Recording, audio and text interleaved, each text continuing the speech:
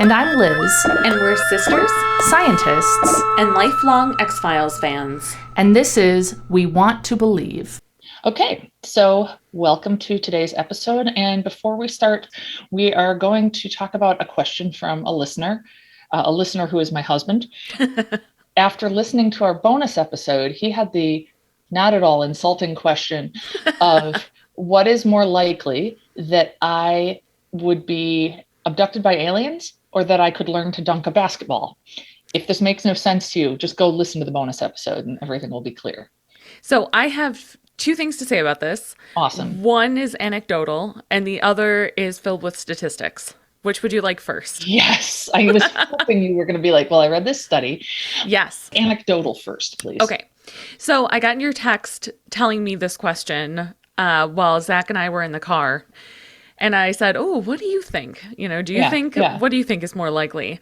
And he said, well, I mean, they cancel each other out because if she learns to dunk, they won't want her. And I was like, what? And he goes, well, Is this related to Space Jam? Yes, it is. He goes, well, this is a Space Jam situation, right? I was like, well, it wasn't supposed to be, but... It's so obviously a Space Jam situation. Yes. So it is. Yeah. So This is actually, by they are learning to dunk, related. I would be protecting myself from being abducted. Exactly, because then they wouldn't want to have to play you in basketball. Right. Yes. Of course. Yeah, so that hadn't occurred to me. Yeah, but... I can't believe that no one in my household thought of that. Yeah. Well, you haven't Obviously. watched Space Jam. I've never watched any of them. You never saw the original with Michael Jordan? No. Oh. I'm not the right age. I was like a little too old when it came out. Oh, okay. And also, I don't know. It didn't strike me as interesting. Yeah, I can't imagine it struck you as interesting either. No, it didn't. And actually, now that I say that, I think I only saw it after having kids. Ah, okay. So I don't think it was Zach, I think, had said that him and his brothers would watch it, which makes sense. They are the right age and demographic. Yeah. Okay, so now I attempted to answer this question, which is more likely? Yes. Okay. But first, I pulled up some statistics. We're going to kind of like just get our statistics hats on. Oh God, I'm so ready for this. Also, do I have a hat around? Hold on. 1 second. I'm back. I'm going to take a picture of you in your statistics hat. Your statistics helmet to protect you from the statistics. Exactly. Statistics are tough and I'm ready. Yeah. Okay, so let's start with this. What percentage of the world are redheads? Oh, that's a good question. It's pretty low. And I know about this from writing young adult books because people make jokes about how completely overrepresented blue or green eyes and red hair are in young adult books. Bet. That people always make their characters have those, and in reality, mostly people with brown hair and brown eyes. Yeah. So I would guess redheads are maybe 12% of the population, probably less than that, maybe 8%. Wow. No, redheads are 1% to 2%. Oh, wow. Yeah. I was real wrong. Okay. Yeah. So Even those young adult books really are. They got to me. Getting in your heads. Yeah. Yeah. Okay. What percentage of Americans vape or have vaped in the last week? And I'll tell you, this statistic is coming from Gallup. A number of these are. All right. I mean, how many people have vaped in the last week? Mm-hmm. I mean, so few people smoke nowadays. Of America. Yeah, U.S. adults. Smoking is so much less common. I don't know, 3%? 6%. Okay. All right. Yeah, we're getting our stats hats on. Things. Yeah. Well, obviously, right here. This one is a little depressing. Okay. The vape one wasn't depressing? No, not comparatively. Okay. What percentage of millennials believe that the Earth is flat? Oh, Jesus. It's not 0. Okay. It's not 0. I mean, it's got to be less than 1% because it has to be. So this is thinking the Earth is flat or having ever thought. So... Well, like when they were 2? I mean... No, as adults. Okay. And this is a Gallup poll? This is Yes. like legit? This is okay. So this one is coming from Scientific American. Okay. So not theworldisflat.com or something. No. All right. And in fact, there was a study done by YouGov which I don't know what that is, but they misrepresented the numbers, the statistic, and it was going around. And so Scientific American took a look at the actual numbers and is reporting on it. And that's what this is. All right. I'm going to say 0.75%. Oh, Liz, I really hate to tell you this. This is why I need the helmet. This is exactly when why I beat my head against the desk. Like 19%. No. Yeah. 81.8% agree that they have known the world is round and always believe the world to be round. Okay, I gotta think that there's something in the wording of that question that made people think back to childhood or something. Oh my God, haven't you seen a globe? I mean... Yeah, and that's the thing, like, I'm pretty sure my children know the world is round. Well, yeah, of course they do. Yeah. How many people did they survey and where did they find these idiots? 10,000 people. Okay, that's a lot of people. That's a lot of people, yeah. And it was through, like, cell phone calling. Okay. Yeah. But they're millennials, because I feel like anyone who who the hell answers their phone when somebody calls? That's gotta be a weird thing, right? I do. You just answer your phone, really? Every single time, yeah. Oh, you have kids? Yeah. Kids, and also, I don't know, different work things that I'm involved in. Yeah. Interesting. Yeah. Okay, so moving on. What percentage of Americans believe in creationism as the only explanation? The only explanation for life. For life. Right. So we're not talking about with God's guidance or, like just pure 5,000 years ago in 7 days, God did his thing and evolutionists are tricked by the devil or whatever. Yes. Okay. Right. Oh, God. Hold on. And I'm getting some feedback. I don't know if it's the headphones moving. You might have to take off your helmet. Oh, shoot. How am I going to handle this? All right. It's okay. They won't know. The thing about the headphones is that they're very cheap. So is it any better this sounds now? Yeah, it is. My God, the stats helmet was causing problems. Okay, so getting back. Zach, you can cut that brief interlude out. Well, no, I think people should know that I'm not wearing the helmet now, just in case that's relevant.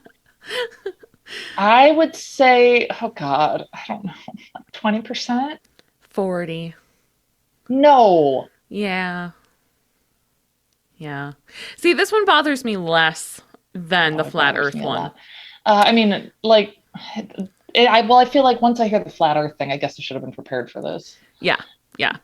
Okay, so now we're primed. We're in stats mode. Yeah, we're not wearing the helmet, but that's we're not wearing. Yeah. And I'm going to talk about a Slate article from 2012 called "Below the Rim: Why Are There So Few Dunks in Women's Basketball?" Oh, yeah. So, looking at the likelihood of you being able to dunk was difficult for a number of reasons. Yes. Because I can't just look at people that can dunk, because people that are taller are going to be way overrepresented, right? So, like, if I look at, like, well, how many basketball players can dunk? Oh, right. Yeah. Yeah. And then also, well, I'm just going to... Yeah, just tell me. Okay. So, I'm going to be quoting from this Slate article. All right. There are multiple dunks in every men's game. Why are there so few jams in women's basketball? I'm going to interrupt this just briefly to say that they use a lot of like basketball lingo that I feel real stupid saying, but I'm just quoting the article. Heads up. All right, back at it. Quote, leaping ability. The average WNBA player at just under 6 feet is about 7 inches shorter than her male counterpart. Average data for all collegiate female players isn't available. Height is only part of the problem, though. Plenty of 6-foot male players can dunk. The gender gap in vertical leaping ability is also substantial. The average female college basketball player has a vertical leap of approximately 19 inches, compared with more than 28 inches for the average male player. Since you have to since you have to get your fingers about 6 inches above the rim to have a chance at dunking, a female player of average leaping ability would have to be around 6'6" with a standing reach of 8'11". Okay. End quote. There was another part that I wanted to... So it's not looking good for me, is it? No. Well, and I've got real bad news after this. I imagine, I don't know if it's going to be about basketball or if the news is like the aliens are already looking for you or like... A little bit of column A. Yeah. Okay. According to a study of world records for track and field events as of 2004, men had a 15 to 16% advantage in high jump, long jump, and triple jump. The gender gap in running events was only 10 to 13%. Okay. The difference between men and women has been relatively stable since 1983. So basically what this article is getting at is that because of... people love to talk about the whole fast twitch, slow twitch muscle thing, but there aren't great data on that, frankly. Oh, okay. And the Slate article brings that up too. But balance of weight is what this article tends to get at. Okay. So as far as where your weight is carried... And we all know where my weight is carried. I mean, we don't all, but... Well, that's true. It's, my hips, right. The lower half of my body, for sure. Yes. Right? Yeah. Right. So it would take more muscle strength to improve your vertical leap than someone who was then like Spud Webb, right? So even though he's shorter, he's built very differently. Definitely. I'm not built too much like Spud Webb. Okay. Right. All right. So it's not looking good. No. And then it starts to get a whole lot worse when we look at this NBC article, which has a great title. Space aliens are breeding with humans, university instructor says. Scientists say otherwise. Yeah. It's a university instructor in what department? And what university? Yeah. So this is on NBC. It's a 2019 article by Seth Shostak. And here they cite a recent poll indicating that up to 6% of Americans claim to have been abducted by aliens. Wow, no kidding. Yeah, so 3 times as many redheads in the world. Oh my God. Yeah. Yeah, so 3 times the percentage of redheads. If you know a redhead, you probably know someone. You are 3 times more likely to know someone who thinks they've been abducted than you are to know a redhead. But I'm sure that's not actually true because if you live in Ireland or whatever, there's differences. Right. Yeah, because the redhead thing is worldwide, and this is talking about 6% of Americans, which I'm willing to bet there are more Americans than other countries. I feel like we have a real alien culture. Centric. Yeah. So it's looking like it's maybe more probable for you to be abducted by aliens. Way more. Way more. Yeah. Way more. Yeah, way more. Yeah. It's clearly way more likely, without question, that I would believe I've been abducted by aliens. Without question. So that's right. That's the thing. Oh my God. You found an answer. I did. I have one more thing I want to share from this research. Mm-hmm. So Chapman University did a survey of American fears in 2018, and there's actually so this was wave 5 of the survey. There's actually anything to do with snakes and spiders? No. Oh, okay. This is the one from 2018 though, where they included paranormal beliefs. Oh, okay. And so they looked at prevalence of paranormal beliefs, and so people that had said the percent that agree or strongly agree to these following statements. Okay. So 58% of the people polled believe that places can be haunted by spirits, which I feel like that's reasonable. Yeah. Yeah. This does not seem reasonable. 57% believe that ancient advanced civilizations such as Atlantis once existed. Oh, well, you know that Adam has told me that stuff... No, don't worry. Her face looks real worried. That there's stuff like Atlantis and other legends that then archaeologists have found stuff that is maybe... Oh, God. Okay, so the fact is, I don't remember the conversation well enough to contribute anything super useful here. But the idea that okay, so something with a minotaur. All right, let's just put a pin in this. I'm going to come back next week and I'm going to talk about minotaurs and archaeology. Okay. And what Adam had to say about them. I can't wait. Okay. 41% think that aliens have visited Earth in our ancient past. See, I don't know if you've heard this interpretation of like the idea that ancient aliens built pyramids and stuff. Oh, of course I've heard that. No. I know you've heard that. But the interpretation that, there's actually an explanation for you thinking that, people. It's that you're racist and think that these... Oh, of course. Yeah. Oh, okay. Oh, yeah, yeah. I mean, this is like I talked about the Bigfoot question. Yeah. But like, God, teaching archaeology, I mean, okay. There's all sorts of people that watch that awful guy on the science or the History Channel. The aliens guy. Yeah. Oh, yeah. No, big time. It's 100% rooted in racism. The idea that like, well, if we couldn't do this, then surely they couldn't have found a way. Exactly. Yeah. Yeah. So 41% agree with that. 35% believe that aliens have come to Earth in modern times. For whatever reason, that seems way more reasonable to me that they would come in modern times than they would a long time ago. I don't know why. I feel like it would probably be at the same rate. Yeah. They wouldn't care. They had more time to get good at stuff. That's true. I don't know. Anyway. All right. Do you want to guess how many people believe that Bigfoot's real? Yeah. 3 people. No. God, I don't know. Like, after all this, I'm going to go with 20%. 21%. Hey. Okay. All right. I've got finishing strong. A good, finely honed with Bigfoot instinct. Okay. Yes. Yeah. After all those stats, that worked out perfectly. I want to survey my students. Yeah. Oh God, I don't think you do. Actually. On the other hand, maybe I don't. Yeah. I don't think you want to hear the sort of stuff they're going to say. Yeah. I don't talk about Bigfoot to my students. Yeah. So. I do. So it would make more sense. Right, of course. The one other thing that I had to say regarding the bonus episode from last week. Yeah. My friend Molly, who has been mentioned several times, this is the veterinarian and the one that I tried to rush past and sacrifice to whatever creepy thing was in her basement. Right.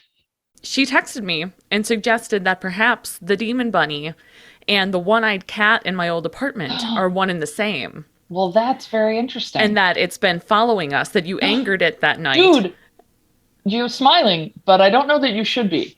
What? Because if it followed, you don't want to have met that thing. It was clearly evil. I don't know if I made that clear. I got a very bad vibe from this thing. Oh, the cat seemed fine. Okay. It seemed like a cat. I also meant to ask, where'd the cat go? You didn't just acquire a one-eyed cat as a pet. Yeah, I don't know. Well, there was an entrance door, so you could get into the basement from the outside. Right. And then get also to our apartment kitchen from... Not horrifying. But so did the cat just leave?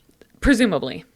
Yeah. Okay. My guess is that someone left the basement door open, or there was some sort of break somewhere. But you didn't bring him into your kitchen or something. No. You were just like, okay, dude, you hang out I down shut there. the door and called Zach because he was at work and was like, what do I do? And then I had to go do something. I had to go to work or something. And so then I came back just a few hours later and I had been planning on checking on it, but then it was gone.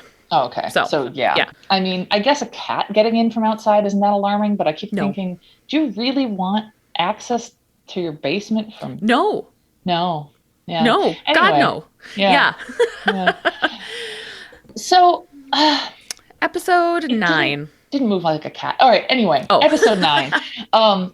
Maybe I saw it in its cat form. Yeah. Yeah. You're not convinced. I don't know. If the cat didn't feel evil, I feel like it's not the right creature. Yeah, no, it definitely just felt like a cat. Yeah. So episode 9, space. Lots of stuff to say. Real weird. Ludicrous. Yeah. Overall idea, the face on Mars is real and meaningful, and it has possessed an astronaut who is now trying to sabotage a mission. Yep. Were you already familiar with the face on Mars when you saw this? Yes. I mean, familiar in that I think I had heard of it at some point before. I was not familiar with the fact Although I should have been. I just read all those statistics. I should have assumed people would think there was some sort of actual face. And you absolutely should have. Yeah. But I think I just never thought much about it. Yeah. I also didn't realize that we had pictures of Mars in 1977. Yeah. Isn't that wild? Yeah. That's quite a long time ago. That's not that long after the moon landing. I mean, well, I guess. It sounds like it is because 77 is close to when I was born, and the moon landing seems a long time before I was born, but actually it's 9 years later or something. So, yeah. Yeah, I mean, people born in 1992 are turning 30. So, yeah. Yeah, it's all weird. Anyway, yeah, so apparently the image was taken in July 1976, apparently. Oh, okay. So I think then they have the fake footage of this astronaut talking about the face on Mars on TV in 1977. Yeah. And then he's like laying in bed and it like zooms at him out of the ceiling, if I recall. Yeah. Yeah. Because he'd been like doing a spacewalk when he was in space. And that's when the face on Mars got him. Yeah. Because he was closer to it. He was nowhere near Mars, by the way. It's not like humans are getting close to Mars themselves. Right. Like, so, not even now. They're not. No, they're not. So, like, but did that little bit of difference kind of draw the face's attention? So it would zoom at him and get him? And without the atmosphere, it's just waiting there trying to get someone. The main point of the atmosphere is to protect us from the face on Mars, zooming in and getting us. Yeah. Oh, thank God. Us. Mm-hmm. Oh, yeah. I didn't even include, it was too depressing to go into all the climate change denier statistics I found today. I don't even want to know. So, no, you don't. God. So maybe if we start telling people that it's to protect us from the face of Mars, given their belief in the paranormal, that will somehow help us. Yeah. One thing I wanted to note, there are a lot of really long sequences in this episode of them showing the space launch. Did you notice that? Yeah, there were, weren't there? It was like extremely gratuitous. Like it went on for so long. So it's talking about astronauts. Mulder and Scully end up in Houston. Yeah. And Mulder wanted to be an astronaut when he was a kid. Scully is less excited about this. Yes. Both unsurprising, in my opinion. Yeah. Although I did want to be an astronaut. Yeah, I mean, you did? Mm-hmm. But I thought you were afraid of space. That happened later. Huh. Yeah. I don't know when the space fear started. Was it before or after you took astronomy in college? Or because of? Do we have to blame Paul Hamill for this? Maybe. I have to be honest. honest. Me into physics and got you scared of it by space. Yeah. I mean, I remember thinking it was cool. I mean, it was a great class. But I don't remember. Honestly, what I remember most was driving home at like midnight through the woods. Yeah. And being super creeped out. Sure. And then there was the house with no corners, and there was the devil worshiper house. Yeah. Yes. And then calling you because you'd still be awake and wanting to hear about the class. Yeah. And then Northern Exposure would come on, and I'd know that was time to go to bed. You could see the moose. I've never really watched an episode, but I'd watched the beginning, so you could see the moose walk by. Yeah. Yep. And that was my bedtime those days.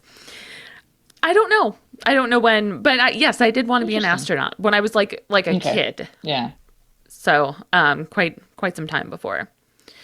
But yeah, the launch sequences really were something else. I felt like we got a lot of like multiple shots also of, and I mean, I love this sort of emotion, whatever, but like when the whole control room starts clapping and is relieved, and then it's like something else bad would happen. And then, and then they're cheering. And I just felt like, let's just not relax until they're back on the ground. I don't know. Yeah. Have you seen the show Away? Mm-mm. Oh, it's so good. It's on Netflix. It's starring, what's her name from Boys Don't Cry? Hilary Swank? Yeah, Hilary Swank. And it takes place in like the near future, and they're going to Mars. It's really good because it deals less with like the science and more with like her daughter having to deal with her mom going to Mars and like, I mean, I would be okay with it really dealing with the science, to be clear.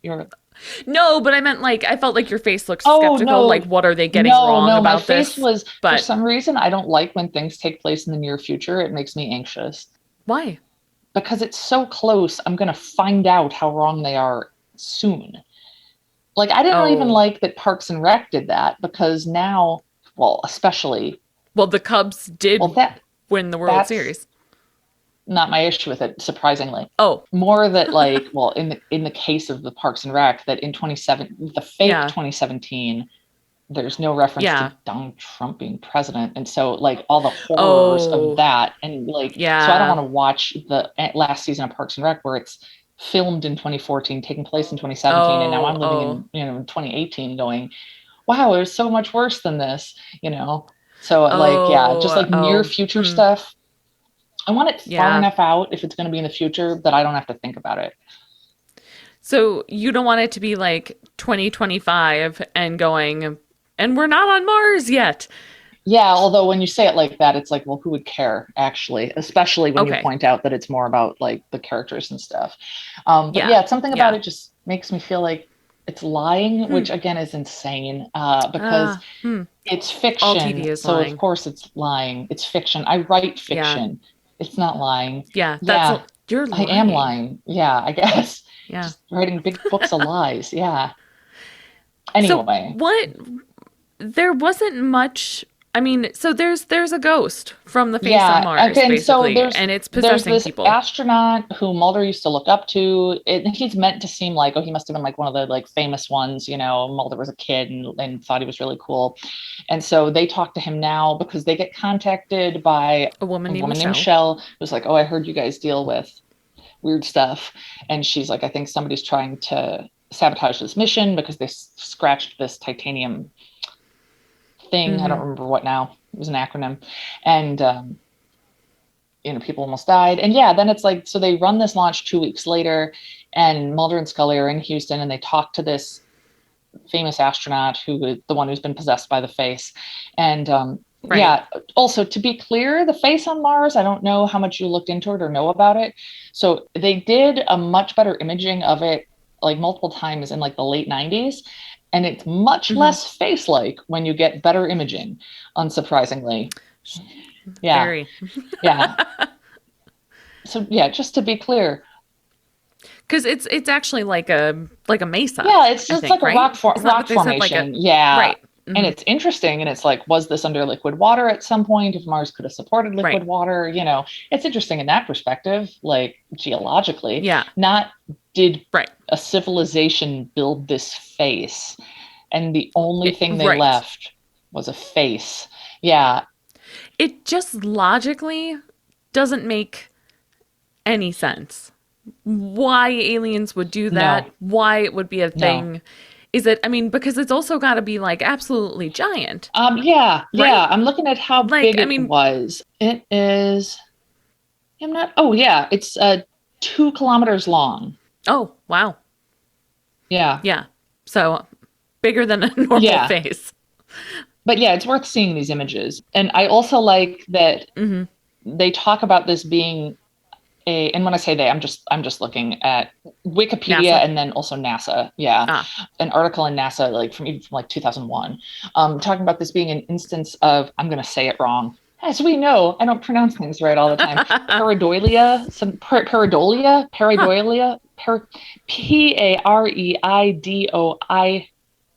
Nope, Dolia. Anyway, the point is, Okay. it's the I don't know what. idea is the perception to try to get a meaningful interpretation out of like something that's like noise, Oh, basically, like trying to right. have a nebulous stimulus, as they say, and make like Like meaningful. seeing the image of Jesus in like a piece of toast. Yeah, yeah, That sort yeah. of thing. Okay. What I liked about that is it just made me think of like, that sounds like how Scully would explain something. Like I feel like she'd use that word in a Oh throwaway yeah, line at she the beginning would. of an episode explaining something. It had that sound to it. Yeah. See, and what's interesting is that like they never even get there. Where like they eventually kind of get to the fact that the guy was possessed, but like it never comes back to No, Mars. Like they never like explain even remotely how this was happening or No. could happen. Or, I mean, like, it's just... He was out there doing the spacewalk, you know, and that's how it got him. That's what happens when you're in space. The graphics of the face zooming at him are amazing. They are hilarious. But yeah, they eventually figure out he's the one who keeps like damaging stuff on this mission, and he then gets restrained, and then he's like having a seizure, and Mulder is like, "You're the only one who can save them. You have to give us the instructions." And he's able to fight out the words, so he is able to save them because, you know, he's possessed and he doesn't actually want them dead. The face on Mars wants them dead. Right. There's a reason I haven't watched this episode a bunch of times, you know? Yeah, same. Yeah. I mean, I think that's basically it. The face on Mars was possessing this guy for unknown reasons. Yeah, absolutely. Mm-hmm. And I find the scariest thing, I think, that's on Mars is, what is that big mountain? Olympus Mons? Mm-hmm. Yeah, that freaks me out. Olympus Mons freaks you out? Yeah, any sort of, in the same way that, like, the same way in The Lion King when they're like, Mufasa. Ooh, say it again. Mufasa. Olympus Mons. Like, Ooh. And also the same way where Zach and I listened to an audiobook on a car trip once about Mount Everest. So I was going to ask you, does Everest scare you? Yes, it does. Yes. And I like to look at pictures of it compared to other things and go, oh my God, it's really big. This reminds me of, do you remember that night when we were living together when we started just looking up pictures of scary bridges? Vaguely. Were we living with Tara at that point? Yeah. Yes, I do. Yes. So I feel like I get that. Yeah, a lot like that. Sevda was just driving over a bridge in the Florida Keys that's like 7-mile bridge or some mile bridge, some real long bridge. And I was like, wow, was it really scary? And she was like, no, it was pretty. And I feel like, I don't know about that. My biggest problem with that would be having to pee. Like, I feel like anxious already. 7,000-mile bridge or even 60-mile bridge. I mean, it's like... Yeah, but what if? Oh, because like you really can't stop and pee anywhere. Right. Yeah. I decided to Google the name of it to try to find out real quick if you're interested. And I was like, I know it's something Mile Bridge. So I Googled Mile Bridge, but apparently Miles Bridges is a professional basketball player. It all comes back to that. I wonder if he can dunk. If Space Jam will want him. It is 7-Mile Bridge that she was on. Yeah. Oh, okay. Okay, she's still on it. She was. See, it's that long. She was walking. Yeah, and even then, she would be done. It was days ago. It's a 7-mile walk. Yeah, it looks pretty scary to me. Yeah. No, right. And so Olympus Mons, I like to look at pictures of it, like compared to Mount Everest, for example, and then be like, oh my God. And then I look at pictures of Mount Everest compared to like the Rocky Mountains, which blows my mind because they seem so big. You know, right. Exactly. And then you try to picture Olympus Mons. And you're just like, oh, yeah, I get that. But I think, but I like that feeling. Isn't it wild? Like it's out there being giant. Oh my God. Yeah. Yeah. I mean, I don't know if I like the fact that it's out there. It's out there being right giant. now. Oh my God. Both while we're talking and anytime someone is listening to this, unless things have gone wrong in a very bizarre way where our podcast exists, but Mars does not.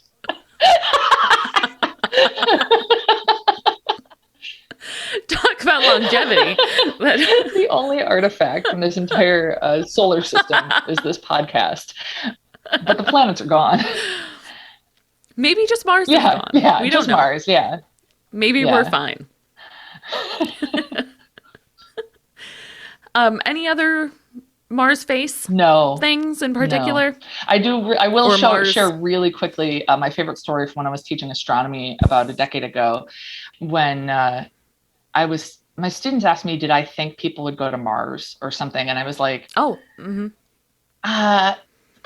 don't know for sure. I'm just going to say like my gut instinct, I can't back it up. But my instinct is that I will probably see someone go to Mars in my lifetime. Mm-hmm. I'm not to answer the question now. I'm now less sure I'll see that. But at the time, that's what I was feeling. And I said that, and a student of mine, a woman, just kind of nodded and was like, women's intuition. And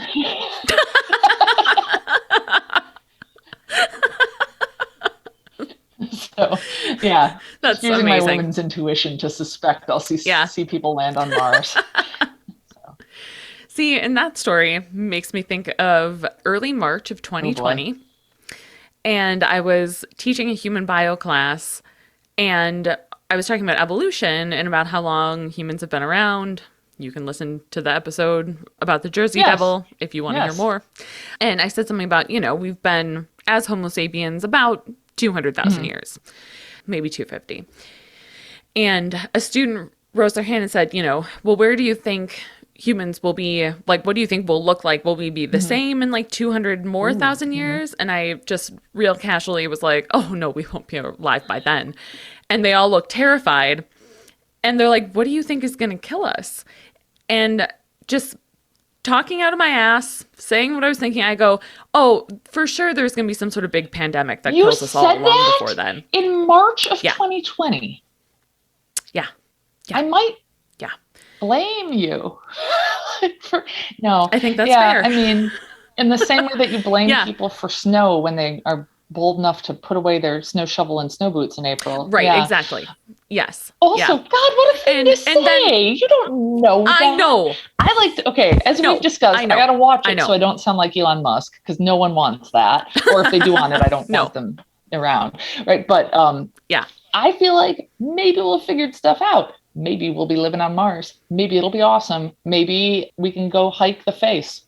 You would have to drag me there completely passed out. Yeah, I mean, you could not get me on a spaceship for so many reasons. That's the thing. I'm far, far too claustrophobic to ever be an astronaut. Yeah. Murray Roach's book about space is really... Packing for Mars. It does such a great job of talking about all the like physical and psychological training astronauts have to do. I'm not cut out for it. I don't do well. No. I can't even handle like a red-eye flight. I start to feel like I'm losing my mind. Really? Yeah. When Adam and I got our flight delayed, flying back from Mexico, and we had a layover in Arizona, missed our flight, and then had to like fly back to Chicago at like 1 a.m. I was like shutting my eyes while we were walking, and he was having to like lead me because I was so tired and just out of it, and was just like, I guess I'm just stumbling towards my gate. And I thought this was about claustrophobia. No, sorry. No, just I would just kind of deteriorate mentally very easily no matter what. Yeah, no, my claustrophobia isn't that bad. It's just that you'd have to be really, really not claustrophobic to be an astronaut. I can handle it like small staircases in like old time buildings in Europe and stuff. So. Okay. Yeah. Oh, and just to be clear, I did feel horrible saying that to my students several weeks later. Profusely apologized, because then we were on Zoom. I made sure to tell them all that I wasn't sure about that. Yeah. I was just guessing that we'll all be okay. Oh, God. I bet they tell people about that. So, well, I've had some of them. Oh, have you? Repeatedly in that's classes. A good sign. Yeah. All right. Yeah. They don't see me as some sort of demon. Some sort of prophecy maker. Yeah. But Ghost on Mars.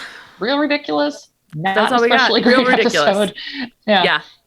But the one thing I did want to say in its defense was that I was entertained by it. Like Ghost in the Machine, I felt like, well, we know what's happening. This is like, where is this going? Yeah. We know where it's going. That's true. Like, I would agree with that. This, at least, I felt entertained, even though it was so insane. It was way better than Ghost in the Machine. I would agree with that. Yes. And next week is Fallen Angel, which I believe is... That's a good one. That's a UFO that's a UFO one. Yeah. So that should be good. And still, just those two brief interactions with Deep Throat. No Skinner. One cigarette smoking man just once. Yeah. So we're due some of that. So hopefully next week. All right. Cool.